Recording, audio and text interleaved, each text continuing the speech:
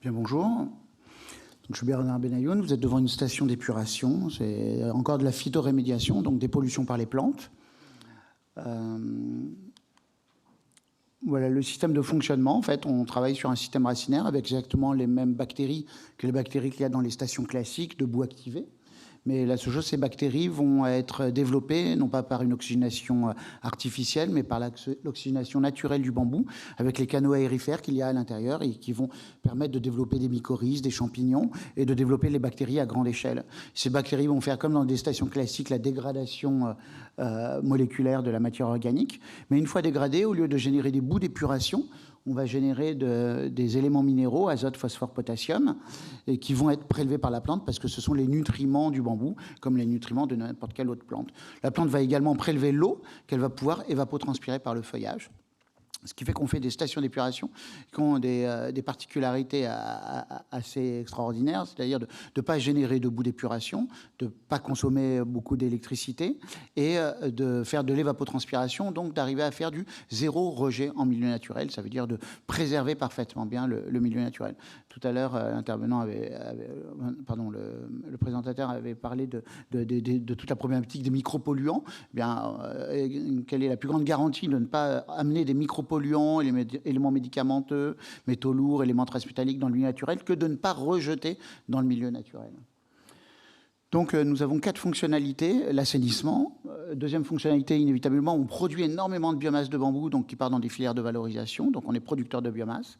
La troisième fonctionnalité, c'est la séquestration de carbone. Le bambou est la plante par excellence qui séquestre le plus de CO2. On est capable de séquestrer 60 tonnes de CO2 par an et par hectare. Et la dernière fonctionnalité, c'est le rafraîchissement bioclimatique en milieu ouvert.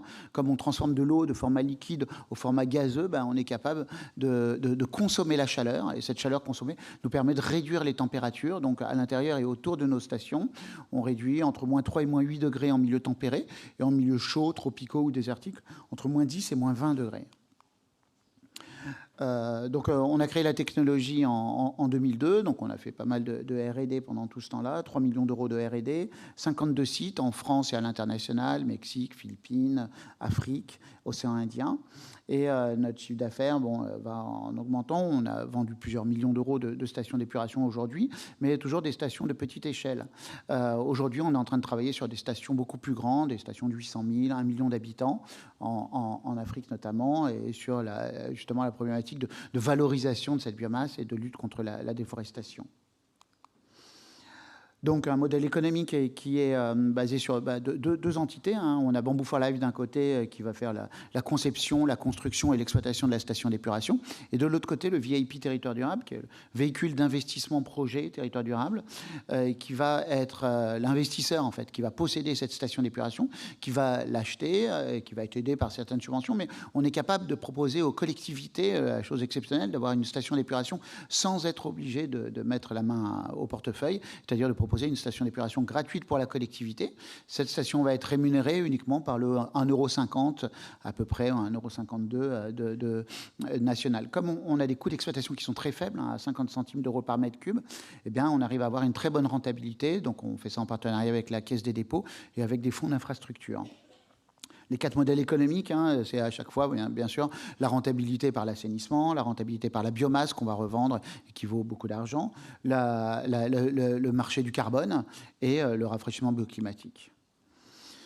Bien sûr, on a des acteurs historiques de l'assainissement qui sont présents depuis des années. Bon, on compte bien sûr les dépasser largement, Veolia, Suez, peut-être les racheter.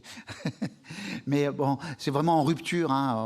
C'est une solution fondée sur la nature qui a beaucoup plus d'efficacité et qui a une bien meilleure place dans le monde d'aujourd'hui, qui est le monde lié à l'environnement. Voilà, photo d'une station d'épuration en intensif.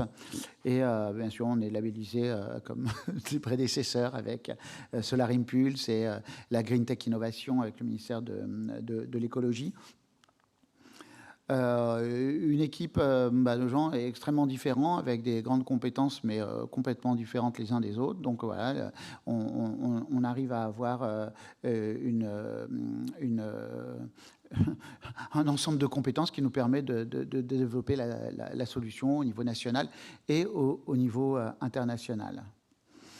On a des partenaires, bien sûr, bon, avec les pôles de compétitivité qui sont ici, avec EA, avec le Polo, avec AfricaLink, et après, nos clients qui deviennent nos ambassadeurs également, parce que ça devient des sites de démonstration. Et quelqu'un qui a une station de bambou assainissement va avoir une envie pressante de la montrer et de montrer de quelle manière il est capable de valoriser ses eaux usées. Il faut vraiment savoir qu'on a éliminé la problématique des eaux usées en changeant simplement notre regard sur les eaux usées. Donc on a créé un métier qui s'appelle agriculteur dépollueur. On ne produit pas des carottes ou des bananes, on produit de la dépollution avec de l'agricole. Et donc l'eau usée n'est plus le problème, l'eau usée est la ressource. Dans les eaux usées, il y a l'eau et les nutriments, ce qu'achètent très très cher des agriculteurs toute la journée, tout au long de l'année, quoi.